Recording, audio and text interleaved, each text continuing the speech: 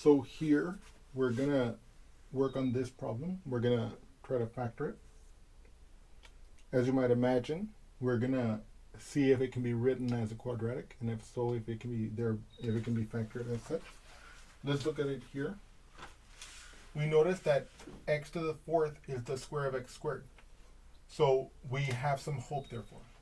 So let us try what we've done before, and let us say that t is equal to x squared. Then as before, we know that t squared is x to the fourth power. In this case, we can therefore see that x to the fourth can be written as t squared plus the 7x squared can be written as 7t, and then plus the 12 here, like this. So now we need to ask ourselves, can we factor out this polynomial, t squared plus 7t plus 12? So what we need to do is we need to ask ourselves the question, are there two numbers that multiply to give me positive 12 that add to give me positive 7? I look at my factors of 12, okay? 1 times 12, 2 times 6, 3 times 4, and so on. And I can see that, aha, this row multiplies to give me positive 12 and adds to give me 7. So I can factor it as t plus 3 times t plus 4. Once we're here, we can go back to the original variables, which is x squared. Okay? So this would give us x squared plus 3 times x squared plus 4.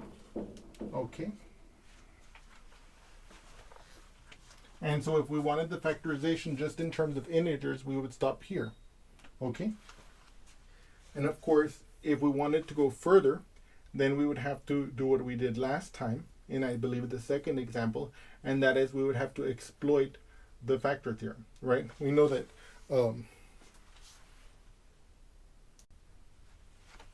right, so we know that the factor theorem says that if f of x is a polynomial and f of r is equal to 0, then x minus r is the factor of the polynomial.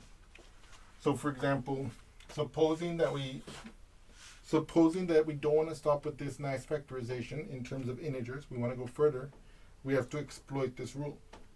Let's first look at what it would tell us about the x squared plus 3, looked at as a polynomial in its own right. So in other words, we're going to let f of x equal to x squared plus 3. Then f of r, for some number r, would just be r squared plus 3. Now, if the f of r equals 0, that would mean that the r squared plus 3 would equal 0. Okay? So that gives us a constraint or an equation that we can solve. Okay? If r squared plus 3 is equal to 0, we subtract the 3 from both sides to isolate my r squared. Okay? And I get r squared equals negative 3. Now I have to get the r by itself. Here, the r is being squared. What's the opposite of squaring? Taking the square root. Okay? So let's do that together. So r is going to be plus minus the square root of negative 3. When we take the square root of a negative number, we can take out an I. Okay? So we can rewrite this as r equals plus minus I square root of 3. And again, remember why we put the plus minus on a completely separate note. Let's think of an example here. Okay? Okay, so imagine that I had x squared equals 9. Then x would equal to plus minus the square root of 9. Or at least that's what I'm claiming. When I take the square root, I'm going to put the plus minus. And I know that the square root of 9 is 3 because 3 times 3 is 9. So I'm claiming, in other words, that x is equal to plus minus 3. Okay? Or in other words, I can look at them individually as x equals 3 and x equals negative 3. So by the way, so these two are contained in this. So this notation, x equals plus minus 3, or x equals plus minus number, just means just as a short way of writing x equals 3 and x equals negative 3, or if it's a general plus minus a for a some number, it's just a shorthand of saying x equals a and x equals negative a. In any case, we're claiming we want to solve this equation. This is my example here to justify why we put the plus minus. That means that, so I'm claiming that we put the plus minus because that's a complete solution, okay? So if you notice, that means that, so now let's test it. If I take x equals 3, 3 squared is 9. That's true. 3 times 3 is 9. What about negative 3? Negative 3 squared is negative 3 times negative 3. A negative times a negative is positive. 3 times 3 is 9. So indeed, this is also a solution here. And again, this is a quadratic, so that means it can have at most 2 distinct solutions. It has 2 distinct solutions here. So we know we've got number 1, 2 solutions, and number 2, we have all the solutions because there can be only 2 solutions, okay? So that's why we need to put the plus minus. And so I just wanted to recap that so you guys don't forget why we need to put the plus minus. Okay, and again, the I comes because it's square rooting a negative number. Okay, so but from this fact, okay, which we got as a result of forcing the condition of the theorem to be satisfied, setting the f of r equal to 0, we got that r is plus I squared root of 3 and minus I squared root of 3. So what does that mean? That means that we have the factors x minus the positive I squared root of 3, like this, and x minus the negative I square root of 3. A minus becomes a plus, so I can rewrite this factor as x plus I square root of 3. And so that means that I can rewrite this first factor, the x squared plus 3, as x plus I square root of 3 and x minus I square root of 3. Okay. Now, if you do the same thing with the second term here, you're going to get the factorization x plus 2i, let's say, and x minus 2i. Okay. And so those will be that'll be our factorization. Let me erase this so it doesn't obstruct our view of this. So in other words, what I'm claiming is that these 2 terms at the end will be the factorization of that. These 2 terms we saw are the factorization of this. And so this factorization would be the complete factorization of this polynomial. Okay? Okay. Now let me just let me work this one out explicitly for you so you guys can know how I got that again one more time as just another way of like explaining this.